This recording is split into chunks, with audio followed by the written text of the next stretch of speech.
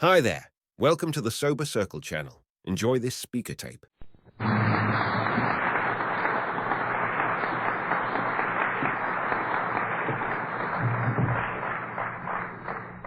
everybody. I'm Linda Johnson, and I'm an alcoholic.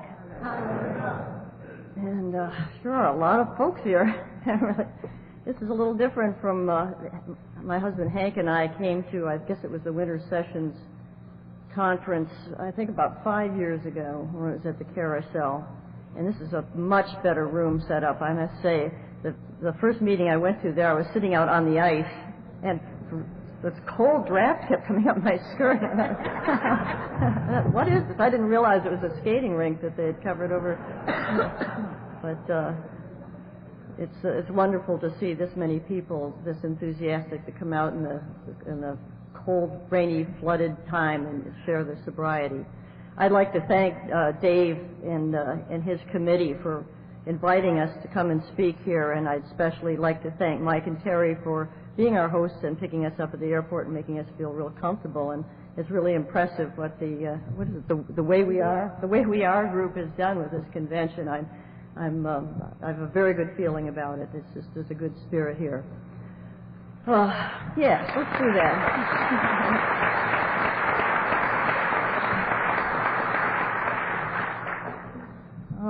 Let's see. I got to thinking today a little bit. I try not to think about what I'm going to talk about and just let it come out, whatever is supposed to come out. But I thought, what is it that I really have to share, and do I really have any message? And I guess my message is that at least for 16 years, I've been able to live comfortably without alcohol or any other mood-altering chemicals. My sobriety date is January 13th, 1982. And in these 16 years, I really feel that I've learned to live, soberly and sanely and usefully. And that's really remarkable for an alcoholic, because I didn't used to be very comfortable in my own skin. I'm not one of those alcoholics, however, who crawled in here on my hands and knees off my last drunk, all surrendered. And I'm not like, I hear a lot of people speak saying that when they grew up, they saw alcohol in their home, they saw it around their families, and they saw all the trouble that it caused, and that they felt that didn't want to drink. That isn't my case at all. I saw alcohol in my home, and that was exactly what I wanted to do, because I was raised in a home of social drinkers, at least for a certain period of time. There were social drinkers, but I was raised in a situation where drinking was very acceptable, and it was really part of every social thing. And while drinking was very acceptable, drunkenness was not. In my home, there was a cocktail hour, and my dad would come home from work, and he and my mother would sit down, and they would unwind for the day, and they seemed to mellow out, and my brother and I would be in the children's hour, and I could hardly wait to graduate from the children's hour into the cocktail hour. And my parents entertained a lot and were entertained a lot, and all of the occasions, all the things they went through, there was always alcohol, and it always looked good to me because I associated it with grown-up stuff, with sophisticated people who were gay and laughing, and there was so much good feeling associated, it seemed to me, with the drinking. And from the time that I was a little kid, I was a great fantasizer and a watcher of the old $1 Million movie on Saturday afternoon, and I saw all these gay, drinking, happy, sophisticated scenes, and I wanted to be a part of that. Because from my childhood, I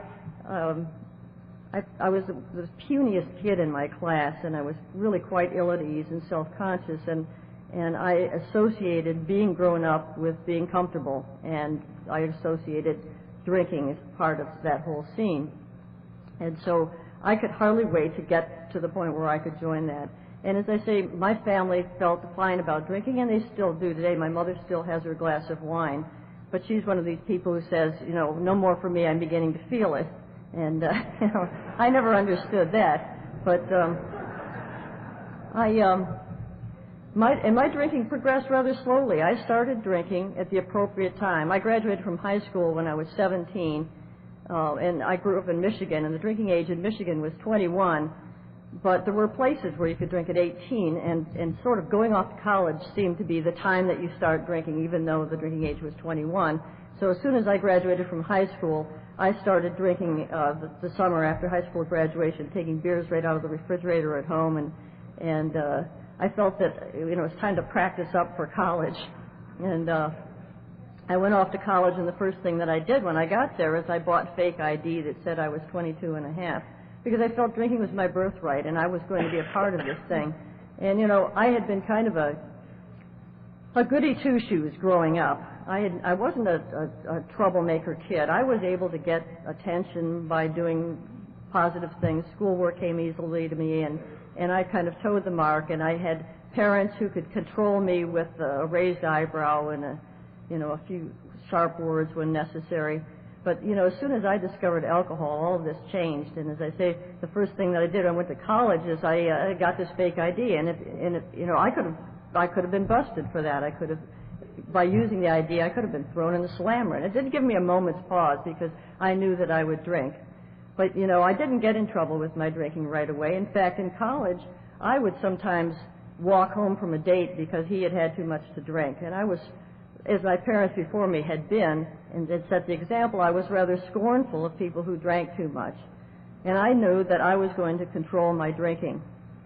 What happened is when I started drinking, I loved everything about it from the very beginning. And from the first drinks that I had, I knew this would have to be a part of my life. I loved what it did for me, but I didn't recognize that it was doing something special for me. In fact, I have a vivid memory of going home from college on a weekend with some friends one time and taking a bunch of beer and cigarettes and stuff. And we went to my house, and my mother was out for the evening, and we sat there drinking beer and smoking cigarettes, which my mother didn't know I did either. And she came home, and she met me at the door, and she gave me the look that she used to do, the raised eyebrow, and she gave me the ray. And I remember feeling, that it didn't bother me. It didn't bother me a bit. And I remember thinking to myself, finally I've grown up. And that's what I thought had happened. I had no idea that it was the alcohol that was enabling me to feel that way. I thought I had grown up. And what really happened was when I discovered alcohol, it wasn't necessary to grow up. I was able to remain 18 years old for the next 18 years. And because I used alcohol from that point on to feel exactly the way that I wanted to feel. And I kept trying to control the amounts I drank and the conditions under which I drank it and all of these things so that I could feel the way I had always wanted to feel. And, of course, I didn't realize that at the time. I just thought I had arrived. And I'd gone off to college with all kinds of these plans and dreams. I also had this big ego thing going, and had it since childhood. And what I didn't recognize is I was terribly afraid, but I wanted people on the outside to think I really had some plans and I was off to do something. And yet, when I went to college, I took the easiest courses I could, the ones that I knew I could pass easily. I put out the least effort possible. I was afraid to try anything that I thought I might fail at, and I only realized that when I got into AA and took an inventory. But I sailed through college pretty easily because I met a guy in college who was willing to drink with me, but he also went to the library. And so while the first semester of college I nearly flunked out because I discovered that you didn't have to be in the dorm at a certain time. You could fake your way out and go down to the tavern and drink. Once I met this guy, and he went to the library, and I wanted to be with him, I went to the library too, and as long as I was at the library, I figured I might as well study. So I managed to get through college that way, taking easy courses, and I managed to get him to marry me coming right out of school. And, if anybody had accused me of going to college to get a husband, I would have been deeply insulted, because I always had notions about myself, and I would tell people what I was going to do. I was going to become a writer. I had plans, and I was maybe going to go on to graduate school and all of this. And the fact of it is that I was afraid to submit anything that I had written to any kind of a jury or a journal or any kind of a test of any sort, unless I find out that it wasn't good enough. So I was just kind of sailing along, and I basically just got married out of college, and then I became one of these sort of boring housewife drunks. I don't know if there's any other boring housewife drunks around here. As I say, I did not get in trouble with my drinking right away. I was one of those slower progressors. But from the very beginning, drinking was very important. It seemed to me that it was appropriate. I married someone who was willing to have cocktail hour with me, who also came from a family where that was very acceptable, and with parties and having a stock bar was all very acceptable. So it looked very good, and I knew from the beginning that I must always look as though I'm drinking appropriately. because I knew what kind of scorn came with, people who drank too much, and that was the sort of thing you whispered about, and people who drank too much really needed to do something about that. So as much as I loved drinking, I began to have to try real hard to always appear that I had drank the appropriate amount. So as you can imagine, a couple of years into my drinking, I became a sneaky closet drinker, as we are wont to do. The way my drink, I must tell you too, after we were married, I worked for a couple of years, and then we had 3 planned children, and I was a stay-at-home mom. And I thought that my children were going to be the thing that would make me feel fulfilled, since I hadn't really bothered to develop a career, basically because I was afraid of going on to do any great things. My children were going to be wonderfully successful, and I would look like a really great mom. But my children were just regular children. And, they weren't doing all the things that I secretly wished that they would do. I wanted my children to be wonderful at school and to have lots of friends and be really popular and to be athletic and all of these things. And I wanted so much for them, and yet I had no idea how to nurture them and accept and love them. I wanted them to do it to reflect well on me. And as my years as a mom and a wife went on, I became more and more withdrawn into myself and more concerned with what I wanted and what I felt, and the kids became more of a bother. And of course, my children ended up having those notes coming home from the school that they needed to see the school psychologist, or that they had one problem or another, and I was humiliated by the problems that they were having. I loved my kids very much, but I wanted them to do well so that I would look good, and as I see, it wasn't all that satisfying for me to be a stay-at-home mom, and I started getting more and more pissed off, and I became an all-day long daily drinker, all day long, little bit drinker, and an angrier and more resentful person. My marriage had ups and downs from the very beginning. We began seeing marriage counselors from the first year that we were married, and personal counselors and all kinds of therapists, because basically, even though I was drinking, I was restless, irritable, and discontented. And I even got involved in the women's movement for a while, because I knew I was angry, and I knew it was somebody's fault. And it seemed like men in general, that would work. It's funny, because I would go to these meetings. There would be a lot of women. I didn't like women, but, I had to be in the women's movement because I was pissed off at men, so I had to hang around with women. Well, I didn't feel comfortable with them either, but I found myself marching down Wisconsin Avenue in Milwaukee, yelling "off the pigs" with a baby strapped to my back. But, of course, I didn't yell it real loud because I was afraid I'd get in trouble. I always had this thing. I was a rebel, and I was angry, but I wasn't going to take a chance of getting in trouble. I must back up a little bit. When I went to the University of Michigan, and I went there in the early 60s, when it was the time of great campus radicals and campus activism, and SNCC and CORE and SDS and all of that was going on, and I was like, yeah, except quietly, over here, yeah. And I heard a speaker once who said that he was in the protest movement. He said, well, I bought the records, And that was me. I bought all the Bob Dylan stuff, and I was really, I sort of fancied myself a hippie back in those days, but I didn't want to really get involved because I didn't want to get in trouble. So that's kind of the way that I went.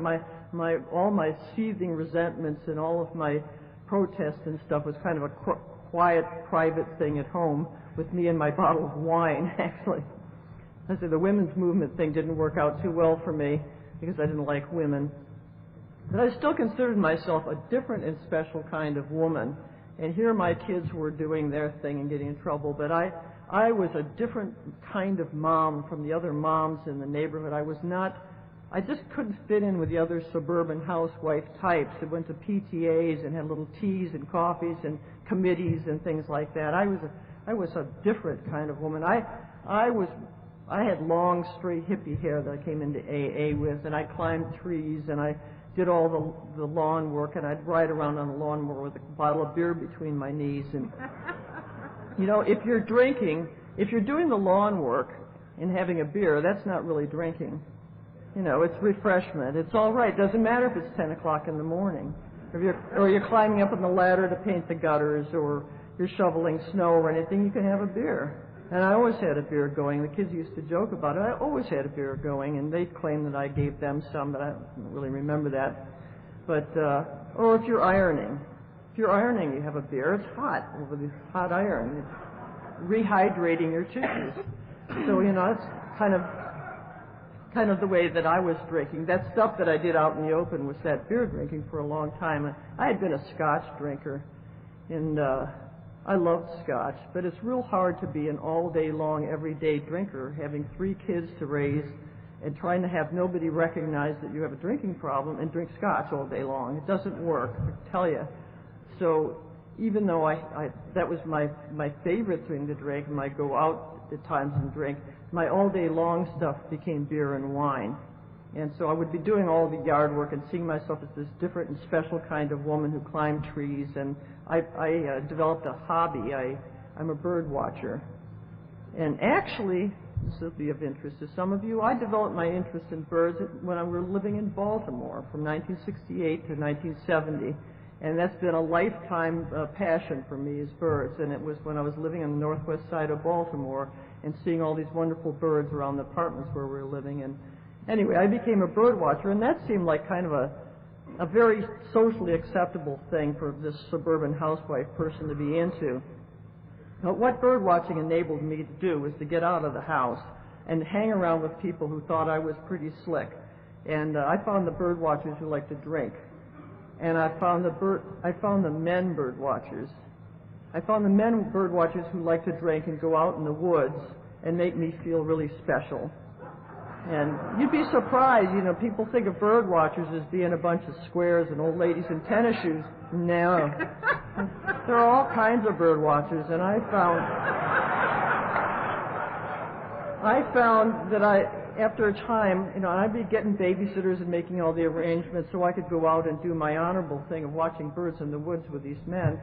And go to bird watching conventions and field trips and do field work and carry all this booze with us out into the woods. And you know, it worked very well for me for a long time, I have to say.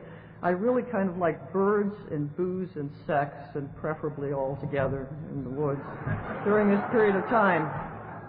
And what happened, though, is that I developed this sort of separate life. I had my life at home as the suburban housewife mother who went to PTA and all these things. And then I had my life out with my wild bird-watching tavern sex friends. Whatever they were. And, you know, sometimes I get confused about which life I was in, and I'd say, well, I have to go back to my real life now. And, you know, it was my relief. And, of course, while I'm doing all this cavorting about, my kids are you know, getting more notes home from school and more problems, and I'm feeling it's all more unmanageable for me, and so I'm drinking more, and I'm getting these big gallon bottles of white wine, keeping them in the refrigerator, and every time I pass through the kitchen, that bottle of white wine is calling to me, and I'm in there, and I'm tipping it up and drinking right out of the bottle, several big glugs of that, and I'd put it back, and I'd go around, and I was kind of afraid my kids would come through and see me in the kitchen drinking out of this sometime, but I always took the chance. And the level on that white wine would go down so quickly that I had to get another gallon bottle of white wine and keep it in a brown paper bag in a garbage can in the attached garage. And then I'd be out there with one from the refrigerator, refilling it from that one, and I also had a pint of something up behind the lawn chemicals, and I'd take a few big blasts of that. And then I'd have the beer going when I was doing the lawn work, and that's kind of how I lived and how I got through my days. And once in a while I would find that I had just overdone a bit, and I'd be maybe standing at the stove trying to make something, and I would look at the cookbook and I couldn't remember what I'd put in there, you know, and I'd get real foggy about the whole thing, and then it would have to all go in the sink, and then I'd decide I had a migraine, and I'd be on the couch when my husband came home from work, and he'd have to take the kids to McDonald's. So that's kind of how I was living, and things in my marriage weren't going very well because of all this bird-watching activity. I started playing this little game that I call, if you can't prove it, it isn't true. And I don't know how many good cover-up artists we have here, but I was real good at covering my tracks, I thought. And I thought, as long as I completely cover my tracks, Nobody really needs to know, because I don't want to hurt anybody else. I didn't want to hurt my family, that's for sure. But I felt that I had covered my tracks very well. But my husband at times would accuse me of things. And this game, if you can't prove it, it isn't true. It goes like this. They accuse you of something that you have in fact done, but you know that you have covered your tracks so well that they can't possibly know for sure. They're accusing you on a hunch, so you have a right to be indignant. You know, and I've always been pretty slick with my tongue, and I would get in these arguments with my husband, and I would become indignant, and he would begin to question himself, and at the end of the thing, he'd end up apologizing to me. You know, and I always think that's one of the most insidious parts of our disease, is that we make the people that we hurt the most feel somehow that they've brought it on themselves, or that they're wrong or something. And you know, but I played a lot of these little word games, and there were a lot of ugly discussions behind closed doors between Mom and Dad, and a lot of trips to these counselors and therapists. And I went to all kinds of therapists during those years, really for me to help them to understand how I had been hurt. You know, that's how I used therapy for years. And I was pretty good at it, too. We'd go to marriage counseling, and I'd somehow make him look bad, and then they would understand me better and feel a little sorry for me, and I was within my rights. And, you know, it was never about changing anything about me. It was about understanding me and understanding how my parents divorced, or, how, you know, how my mother talked to me when I was a child, or how these things had really wounded me, and no wonder I feel the way I do. And I would have these wonderful moments of insight in therapy. I'd come out of these sessions with such insight, but, you know, I wasn't getting any better. That's the part I failed to notice. I wasn't getting any better. You know, I was just filled with blame and self-pity. But they say the things in my home were getting pretty ugly, and back in the winter of 1981, I felt so oppressed, and I was really so uncomfortable in my own home, and not sure what I wanted to do. I moved out on my family, and I moved into a little cottage on a lake in Wisconsin.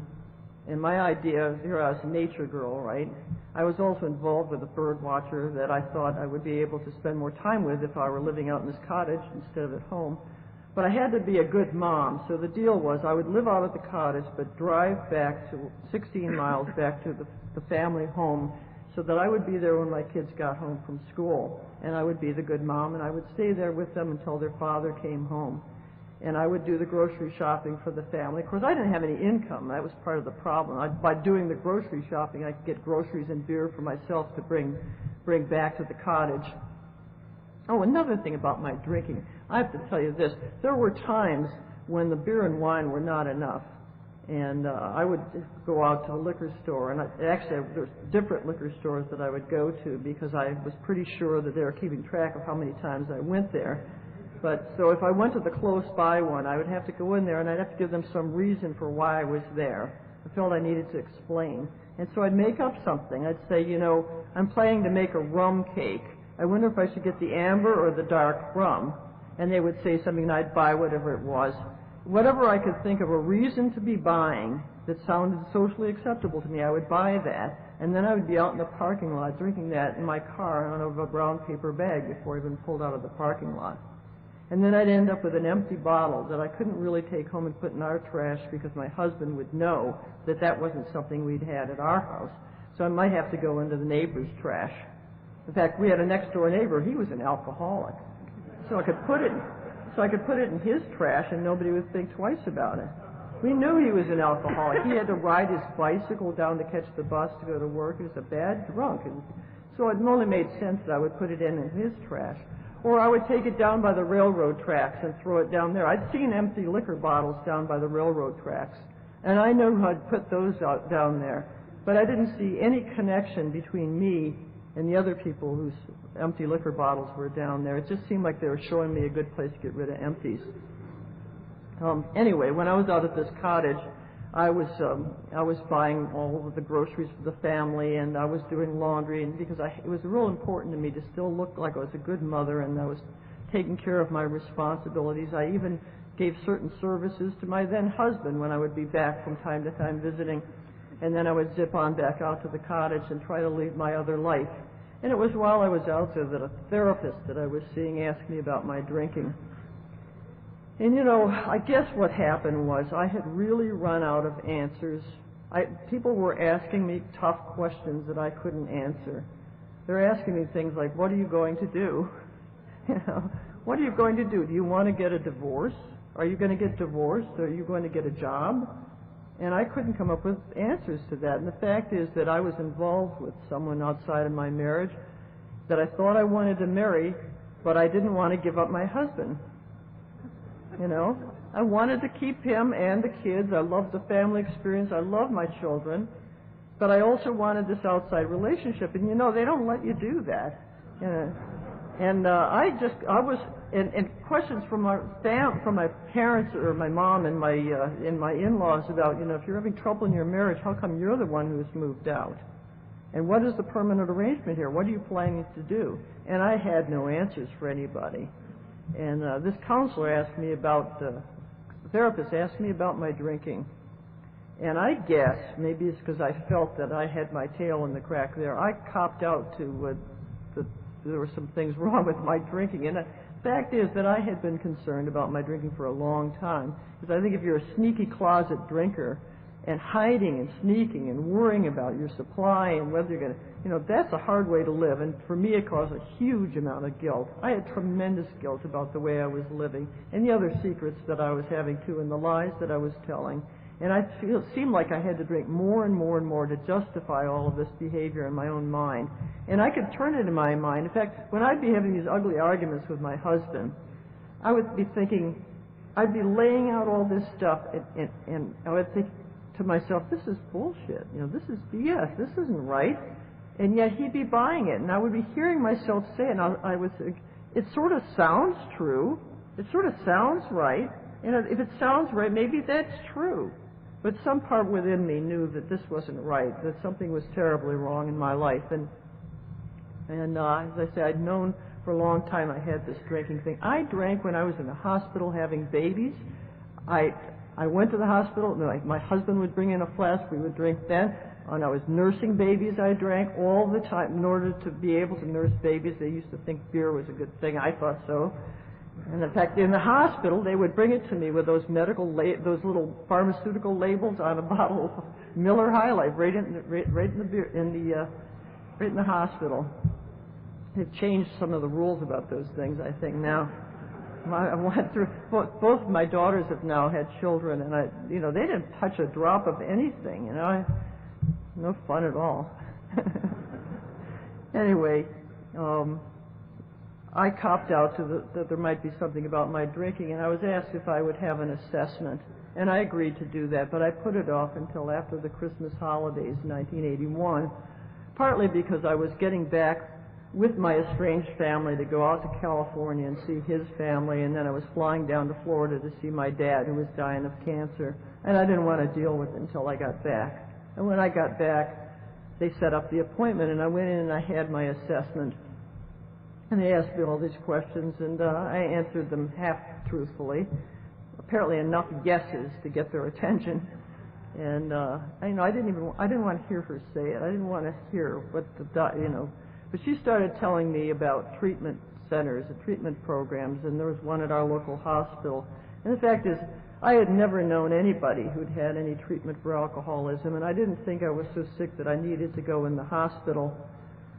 But she also had a meeting directory of AA meetings, and I had heard of AA. Somehow, subliminally over the years, having seen Days of Wine and Roses and maybe hearing some of those late-night TV public service announcements, I knew that AA was the place that alcoholics went that worked. It had a good reputation. I knew that. So I took the meeting directory for AA meetings, and I agreed to go to 6 free public information lectures on alcoholism to find out more about the disease. And then I left that assessment, and the counselor that I was seeing, who knew nothing about alcoholism, said there was a test in AA that if you could just drink 2, you weren't an alcoholic. So I went home that night and I drank 2 beers and stopped. And then I went to my first AA meeting the next night. And they had a first step meeting, and it's funny, I went to that meeting. I have to remember when I see new people coming in. I came to AA not having known anything about alcoholism or Alcoholics Anonymous, and there we were in a meeting. They did not have any signs up showing the steps of the traditions. They were talking about the big book. And I'm like, the big book? They didn't have one there, so, I didn't see what this big book was, or it's 12 steps, and I had no idea what they were talking about, that they were doing a first step, and they went around and shared, and by the time it was my turn, I decided not to tell them about the drinking the 2 beers and quitting. I somehow realized that wasn't going to get me off the hook. And what happened to me is, I say, when I came in, I didn't come crawling in. I didn't really think I was an alcoholic. I knew I had this thing about drinking. I knew I drank compulsively. I knew I was hiding it and sneaking it. I knew I had problems in my life. I knew I had a bad marriage and problems with my children and lack of ambition and couldn't get a job and couldn't make decisions and that I was really sick. I knew that in some ways, but I didn't see the connection in the whole thing. And the funny thing is that I had never really read anything about alcoholism. I'd never been to any courses on it. I never talked to anybody about it, but I knew the one most important thing about alcoholism, which was that I didn't have it. I was pretty sure of that. And but I became a little bit suspicious, because of what I'd learned in that assessment and in that first step meeting, identifying with some of the feelings that I heard. But I was interested enough that first night I went back to my little cottage and I poured down the sink the rest of the alcohol that I had in there, and I haven't taken a drink since. And it's really remarkable because I did not feel that I was done drinking. I had not really surrendered. I didn't say, oh, I'm an alcoholic, I'm done drinking, and pour it down. I was suspicious. I was unsettled. I was willing to not drink one day at a time and go to a meeting. I was willing to, I'll go to a meeting again tomorrow and not drink. And that's really how I got sober, is one day at a time. In fact, the man that I was then seeing, I had given a lot of grapes to, and he was making wine. And he said, well, if you stop drinking, you're not going to be able to drink the wine that I'm making. And I was thinking, well, of course I will. Because I wasn't thinking down the road. I wasn't thinking in the future. I was just willing to do this for right now. And it's wonderful, because I think that I was insulted when people talked about coming in here being in some kind of a fog. I felt like my mind was clear, and what I knew, and my thinking was clear, I thought. But really, as I look back on it, I was in some kind of a haze, because I was not thinking about the future at all. I was thinking about right now, and I was able to not drink right now and go to a meeting because there was something there that interested me. I was identifying with something here, and I sort of knew it wasn't kosher to drink between meetings, so I would just get through this day and go to a meeting. And I got to going to meetings where they talked about sponsorship. And one meeting in particular, it was a women's group, and they kept saying, do you have a sponsor? Do you have a sponsor? This is the sort of thing you talk to a sponsor about. So finally, after about 3 weeks, I said, all right, and I asked a woman to be my sponsor. And that was a real important thing for me to make that surrender. Although I must say, the real surrender came a short time after that, when my then husband, whom I had told, I'm now going to AA, I've got this problem about drinking, he said, well, then are you going to move home and are you going to resume the marriage? And I danced him a little bit. I thought, well, I don't know. Maybe I better get some sobriety together out here at the cottage. And I wanted to continue this other relationship. And so my husband filed for divorce, and the news came to me that he was filing for divorce and asking for custody of our 3 children. It was going to show that I was an unfit mother who would abandon our children, an alcoholic woman who would not go to treatment. And I must tell you that he was the county director for programs for alcoholism and substance abuse and mental health. And he knew nothing about alcoholism, however. He learned quite a bit. Today he knows a lot about it. But he knew nothing about it at the time, but he felt like that I should go to treatment, and I was just going to AA. And so he filed these papers, and I was absolutely devastated. And that, for me, was really my bottom, because when he said all those things, I realized that he had me dead to rights. It was true. I had left my family.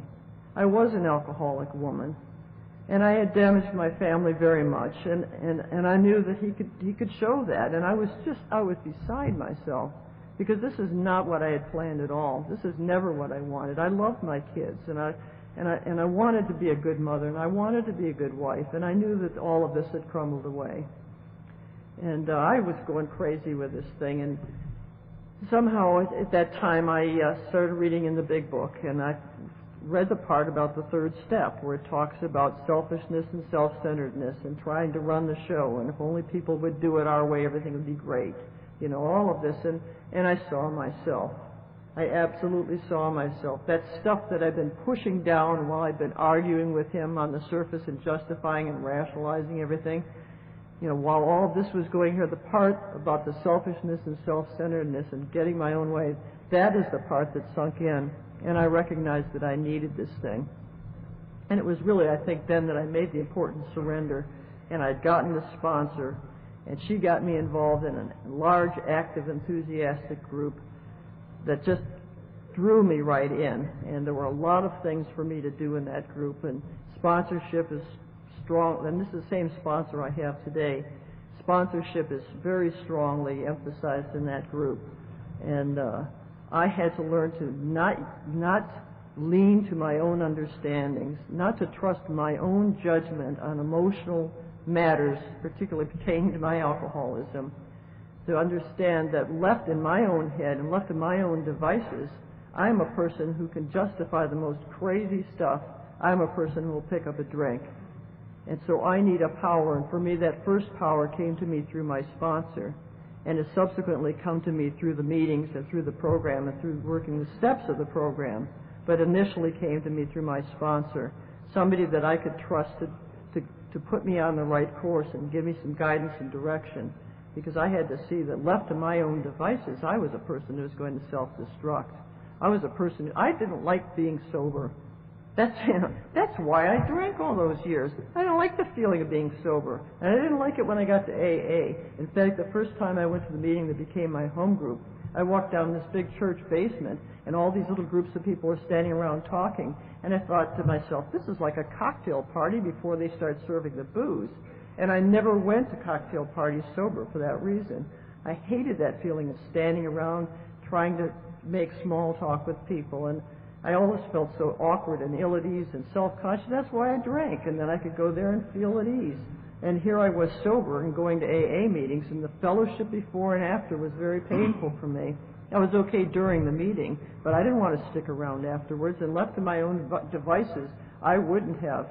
But I had a sponsor who insisted that I come to meetings early, that I get involved in some sort of service for the group, that I stick around the meeting afterwards, that I help to clean up, that I go out for coffee after the meeting with the group, and go out for pie and coffee, and I hated that. And I didn't do all the things right away that I was asked to do, because I was told these were suggestions, and I thought a suggestion meant that it was optional. I learned that a suggestion from my sponsor was not really optional. And I hated those times. I'd sit around there in the restaurant after the meeting, and people would be cracking these ribald jokes, and I would think, this isn't funny. And I would think, they're putting this on just to make me think there's something fun going on here, but there's nothing fun going on here. But that's where I was, you know. But, I've heard that in this program, unlike all other forms of therapy, here we act our way into right thinking. We don't think our way into right action.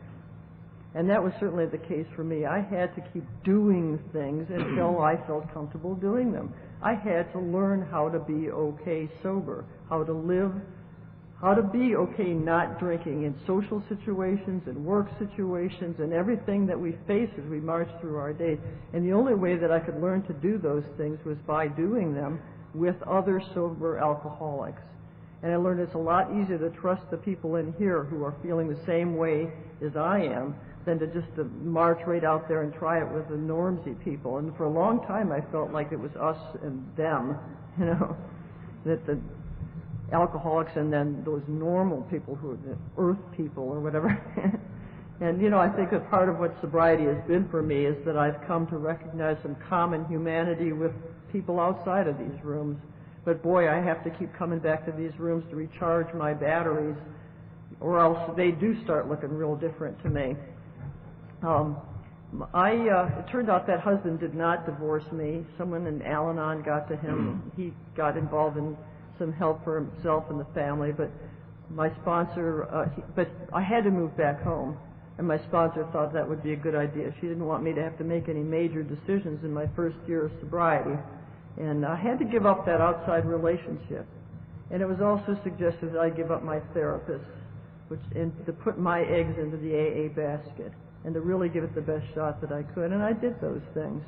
And I moved back home. And things at home weren't all that peaceful, I can tell you. I didn't want to be at home with that family, and especially with him.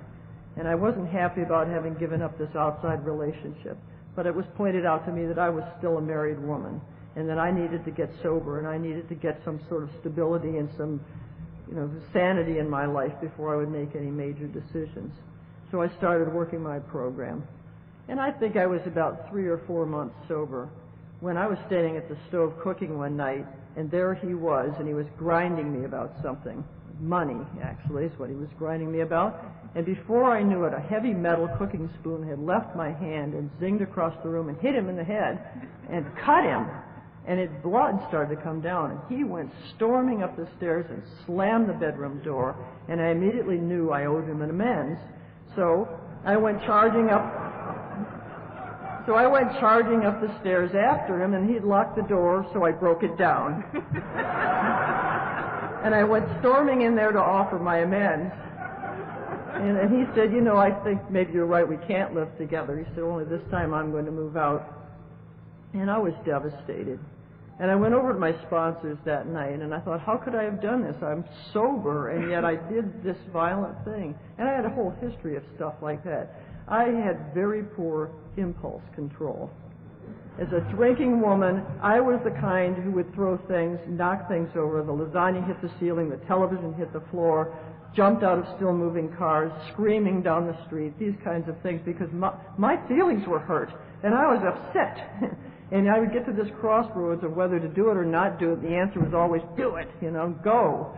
And here I'd done this again sober. And my sponsor helped me to see that I couldn't take back what I had done, and that I could make the best amends that I could, and that I would have to accept whatever was going to happen. But the important thing was that I worked my program, that I worked these steps so that maybe that sort of thing wouldn't have to happen again. And we also started working on impulse control.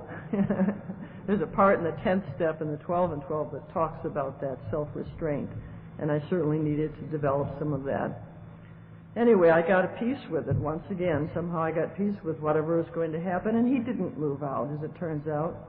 And it was never necessary for me to throw anything at him again. I was tempted a number of times, but I never did it. And we stayed together for 5 years, and then we moved to Charlotte. And I'm very glad that we were able to stay together for that time and to put some things back together in our family. But after we had moved to Charlotte, suddenly I was out from under the thumb of my sponsor and a strong home group. And when I moved to a new place and the AA was different and an outsider came in and I said different things than they were used to hearing in their meetings, and they seemed to think I was pretty slick somehow. And I was getting asked to speak a lot, and really what happened is that I kind of got on an ego trip, and I was sponsoring myself. I was calling my sponsor long distance and explaining things to her, and she was giving me direction, which I would sort of agree with at the time, but soon after I hung up the phone, I would think, but you don't understand, you're not here, you don't know how things are. So I was no longer hearing her, and I was off on my own. And I'm glad that I had the foundation in Alcoholics Anonymous that I did, because it helped me through a very bad time in my sobriety, because between 5 and 6 years I went ahead and I broke up my marriage, and in a not very nice way. And it may have been a marriage that was going to have to end sooner or later anyway, but I broke it up by becoming involved with someone in the program. And it was someone who couldn't have been more different from me, and maybe that was part of the attraction. It was someone who'd come from a very different background and who it turns out was still real sick. And I saw all the signs of how sick this person was, but I developed an obsession. And boy, when I develop an obsession, whether it's for alcohol or for something I want to do, or for a man, or whatever, that's a very, very dangerous thing for me. And I used to think, I have no control over any thoughts that come into my head. Thoughts just come into my head. And today I know that it's true. I can't control what pops into my head, but I do have something to say about how long I let it stay there.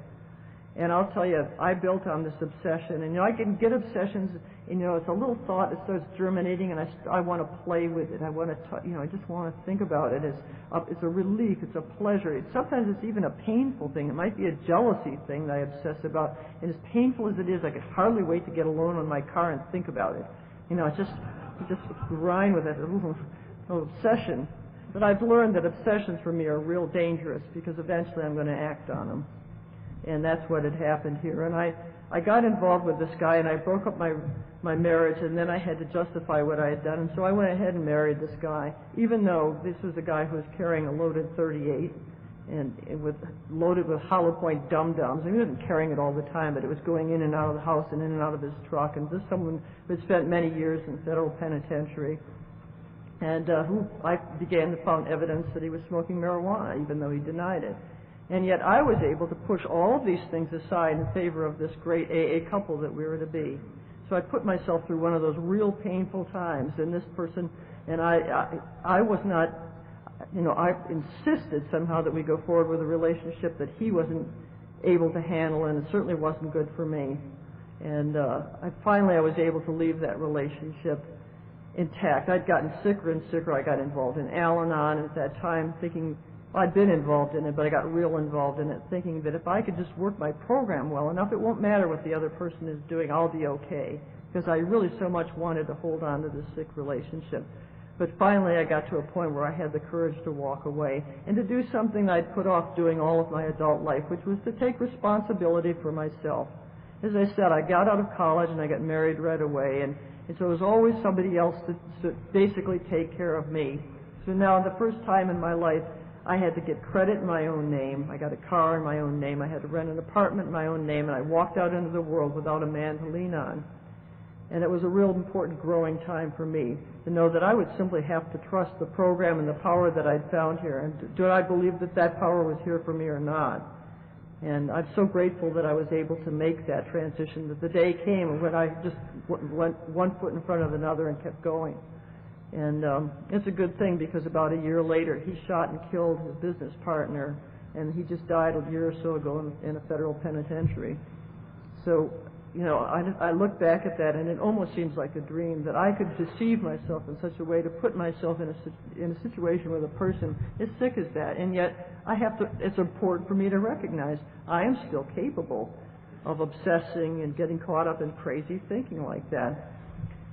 It was also an important lesson for me in terms of being able to listen to my sponsor, and I made a new surrender to my sponsor and to her judgment over my judgment. And now today, when she tells me something and gives me a direction, I listen to it, because I know that she has my best welfare at heart, and I know that she can see things objectively when I'm too close emotionally to know what is right for me. A few months after this, and I was living on my own, Hank came to Charlotte to speak, and it turned out that we had many friends in common, and I'd gotten sober in a group that was started by someone he had gotten sober with, and we began kind of visiting back and forth, coast to coast. And make a long story short, he's retired. He had time to come and visit me in Charlotte for an extended period, and he hasn't left. In the last 6 years, and we've been married for 4 years. And it's wonderful to be in an AA. It is wonderful to have an AA marriage, but an AA marriage that has, where both people have some real basis to draw on to resolve the problems that are going on with them. My kids grew up somehow despite me. And mother now, my 2 daughters each have a baby. I consider my 2 grown daughters today to be my best women friends, and I got an email from my mother recently in which she said that she considered me her best woman friend. And it used to be such a parent-child relationship that there's been so much healing as a result of the things that I've been taught to do in this program. And particularly in my family, to not make it all be, especially with my mother, to not make it all be about me running home to mom to take care of me and all my problems. but to be able to demonstrate over a period of years that I am self-supporting through my own contributions, that I have a way to go and that I can be okay in this world. That's all she's ever wanted for me, is for me to have a way to go. I know she's never been interested really, or I don't know if it's not interested or afraid or what. She's never come to hear me speak or come to see me pick up a birthday cake or anything, but she's real glad I'm in AA. And for the early years, she was somewhat skeptical about it, but as time goes on, she more and more sees the example. And Terry was saying something about the example that we set and that we see and how important that is. You know, it's how we live our lives. Alcoholics Anonymous is not what happens in these rooms. It's what happens when we leave these rooms. And let's see, I always forget to mention my son. I also have a son who's 23 years old, and he's graduating from Chapel Hill finally this spring. And my kids are a joy to me today. I think Hank feels that they're around a little more than he would like. He left his 3,000 miles away in California and came to Charlotte, although they have mine constantly in and out of our house. I dabbled in all that job-related stuff and taking, supporting myself, but particularly in the last 7 or 8 years, I had to really be self-supporting through my own contributions and getting a job with benefits. And, I told you that I was afraid to write anything lest be criticized or submit anything I had written to anything. I am a writer today, it turns out. I'm a writer in advertising. I'm a copywriter. And what I had to do to become that is I had to submit things that I had written to people for their criticism, and I had to let them teach me how to make them better. And I had to pick up the phone and make phone calls and take rejection and keep calling. And I could never have done that if it weren't for this program and the support that I've gotten here. I believe that we all have God-given talents, and there are a variety of things that we can do. Some people maybe are just good at pushing a broom, but whatever it is that we can make our contribution, I believe we have a responsibility to find what those talents are and to pursue them. And so for so many years, fear had kept me from pursuing anything. I was afraid to try anything. I had to look good at all costs. I had to be a number one person or not even bother to try. And looking back over my whole life in inventory, I saw that that's the way it was.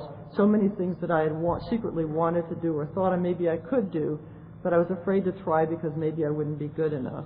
And the program has enabled me to develop some of my talents and to be a full functioning citizen.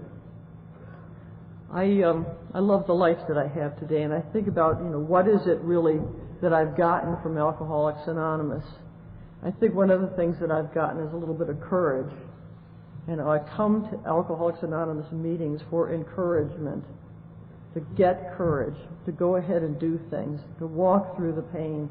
I heard a speaker recently talking about walking through the fire, or I think that's what he said, and he said, so many of us just want to try to go around it. And the thought was that, you get sober and suddenly these problems crop up in your life in front of you. And you think, maybe I'm not doing it right because I have problems. And he said, no, that's not it. He said, that means you are doing it right because now you're facing your problems and there they are. But it's tempting to try to go around them. But what we have to do is go through them. And I've had to go through some difficult things. And one of the things that I had to do, and I don't want to get controversial about this, but for me, it's important that my sobriety be freedom from all mood-altering chemicals. And I get migraine headaches, and I still get migraine headaches, and I hate them. And for years, I had to take all kinds of, or I did, I don't know if I had to, but in order to deal with the pain of the headaches, I took a lot of narcotic medication. And a lot of times I'd go to the hospital, and I'd be given injections and all of that. When I got sober, my sponsor made it pretty clear to me that I wasn't going to be using any of these medications anymore. And I thought, but you don't understand. I have this really serious problem. I'm not like other people. Of course not, right? I'm an alcoholic. My problems are special and different. But she helped me to see that if I went ahead and did this, that I wouldn't be sober in her eyes. But she also helped me to work through my fears about the pain. And she helped me to see that the amount of pain that I could not seem to stand, the thing that pushed it over the brink where I felt I had to go to the hospital and get a shot or get narcotics, that margin of pain was fear. And that if I surrendered to this program, that I could get rid of enough of that fear to bring my pain back into a level where I could stand it. And I'm so grateful for this because she had dealt with some very serious back pain, and her sponsor had helped her through it, and she helped me through that. And I surrendered then. I surrendered that option for me of taking any kind of mood-altering chemicals. And there are things that I can take that are not mood-altering, and there's things that I can do to safeguard my health and take normal health measures. But to keep me from thinking that if it gets bad enough, I'm going to be able to do that, I made that surrender, and I have not had an unbearable migraine since. And I just share that with you because that's been real important in my sobriety. Because even though I am an alcoholic, I really believe that there are a lot of things that could take me back to drinking. And I think that the idea of take one, you'll feel better, take one because you can't cope, is real dangerous for me. So I've gotten today, I have a program today that I believe will help me to cope with whatever life puts in front of me. And life is still life, and I live with certain doubts and problems that come up and things I don't know how they're going to come out, things that I get afraid about. But I have a way to go today. That's the one thing I'm absolutely certain of. I stick close to my sponsor. I've made a commitment to my home group. I'm active in it.